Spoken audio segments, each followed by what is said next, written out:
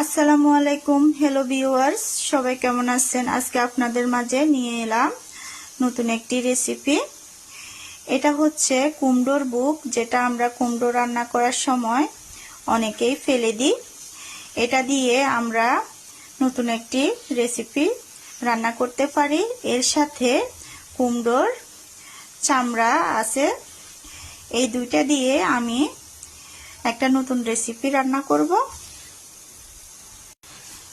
আমাদের এলাকায় এটার সাথে সবাই পরিচিত, কিন্তু অন্য এলাকার বা অন্য অঞ্চলের মানুষ এই জিনিসটা হয়তো অনেকে জানে না। তারাও আমার এই রেসিপি দেখে এই রান্নাটি করতে পারেন, খুব ভালো লাগবে। এটা আমি রান্না করব বুটের ডাল দিয়ে। এজন্য আমি প্রেসার কুকারে ডাল গলিয়ে নিলাম।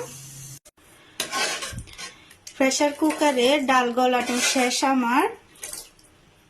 এবার আমি কুমড়োর খোসা আর বুকটা দিয়ে দিচ্ছি। এগুলো কিছুক্ষণ ভালো করে রান্না করে নেব। রান্না হচ্ছে এখন। রান্না হয়ে গেছে আমার। এবার আমি শুধু বাগার দিয়ে দেব। রান্না শেষ আমার। এবার আমি বাগার দিয়ে দিচ্ছি। সবার জন্য শুভকামনা রইল। আল্লাহ হাফেজ।